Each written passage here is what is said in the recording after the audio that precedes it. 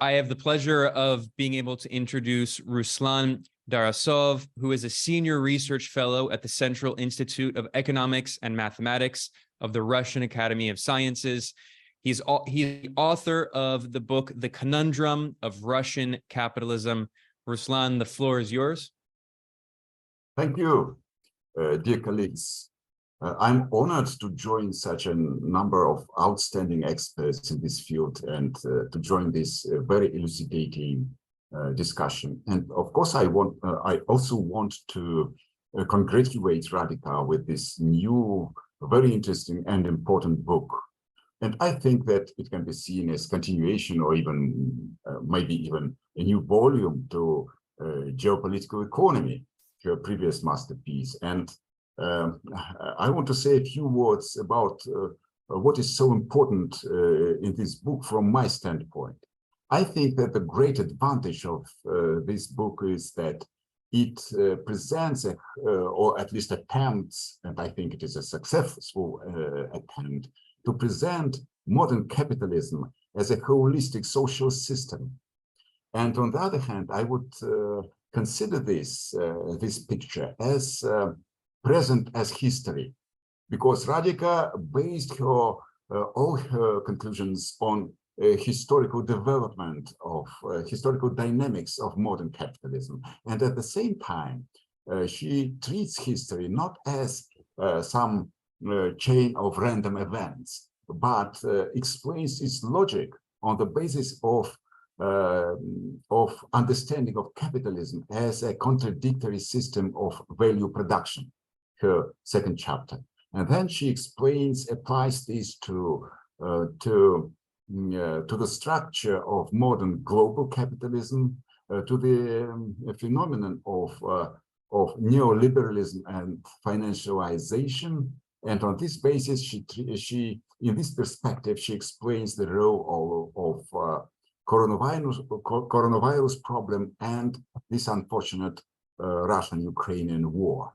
And I see here a very important link between structure of the world economy explained as a contradictory event and phenomenon and the system of international relations. I think for me, this is the most important, because this link is most often omitted in other great books on current stage of development of capitalism. And I think it is vital, even for this very interesting discussion between Professor Wade and Victor about the role and perspectives of China. I think it is important to see this problem in the global context presented in this book. What is important, I think, is that the book emphasizes the pivotal role of the 2008-2010 crisis, which unleashed this demise of neoliberalism. And then it demonstrates how neoliberalism tries to adjust to these new adverse conditions in the world, exacerbating international conflicts, and of course, focusing her analysis on Russian-Ukrainian war. And this makes the picture of modern capitalism as a contradictory system of value production reliable and viable picture. And I would like to add a couple of considerations of my own conclusions to this thesis, which can support this central thesis that the crisis of 2008-2010 conditioned the exacerbation of international conflicts in the modern world. I think that the nature of this crisis is understood by a majority of authors in a very limited sense, while Radhika emphasizes that it was the end of the previous productive stage of at least US capitalism. And this is very important because I support the authors who believe that the crisis was conditioned by enormous shift of production from the global north to global south, because This was material precondition for financialization and neoliberalism, because when production was shifted to poor countries with the only aim to cut costs of production, which became unbearable in result of so-called stagflation of the 1970s, and global capitalism, US-led capitalism, found this way out from this impasse to shift the burden of production, costs of production, to developing nations, to China, India, and other countries. And this was accompanied by development of financial markets on the basis of financial speculative capitalism. And it is not an accident, because now financial markets greatly increase their role of redistributing incomes created by poor nations in favor of transnational capital of Western countries. And I believe that this created preconditions and historical backdrop for current events, including US-China conflict and Russian-Ukrainian war, because such a situation when Asia is the major producer of goods and the West is major beneficiary of financial incomes associated with creation of these goods. This structure of the world economy is fraught with conflict, crisis, and war, because in result of that, inevitably, the fundamental problem of capitalism, that labor is underpaid, and this results in a systematic short of demand in relation with supply. These conditions were which previously generated the crisis of Great Depression of the 1930s. These conditions were reestablished on global scale by modern capitalism. This led to a situation where systematically aggregate demand in Keynesian terms in the world economy, at the world stage, was deficient in relation to aggregate global supply. And inevitably, somebody has to pay for this. And obviously, under capitalism, poor nations should to pay. And at this backdrop, we should see the US-China conflict, because now, when this situation led to enormous crisis, to global crisis, and for the last 15 years, we see that ruling elites of the leading capitalist countries failed to find any constructive way out from this crisis. And inevitably, this led to an attempt on the part of United States and Western countries to shift the burden of crisis to developing nations.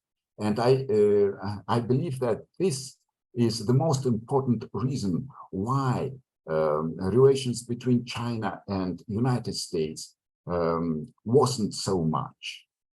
In fact, United States demand from China to share greater burden of the crisis and continue supplying Western countries with cheap goods and reinvesting their revenue from export in Western financial markets. Naturally, China, as a growing nation, whether it is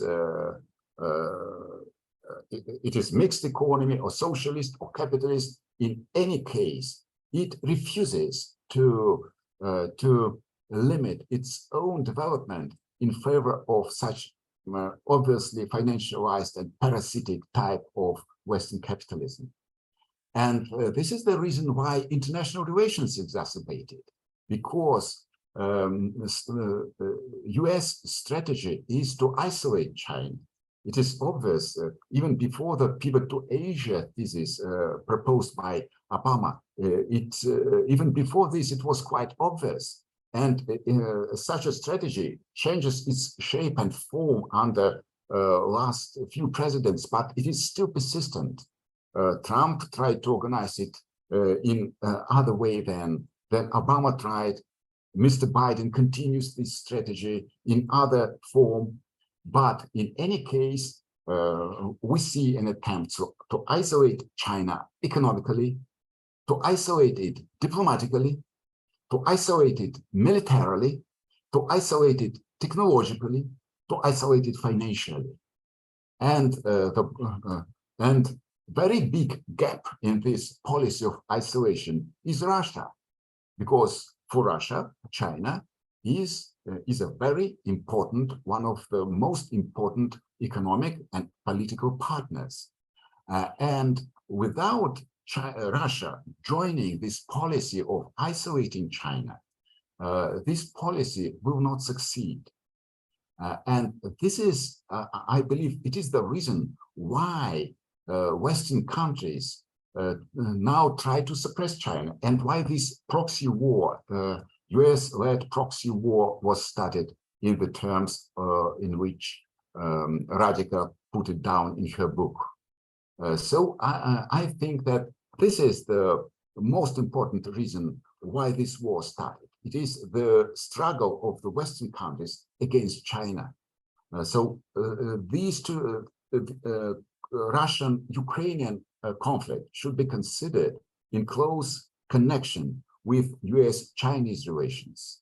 And I believe that expansion of NATO to the east, which was the most dangerous international event for Russia, to which it reacted by this joining this war, this expansion of NATO to the east should be considered in close connection with this US-led strategy of isolating China.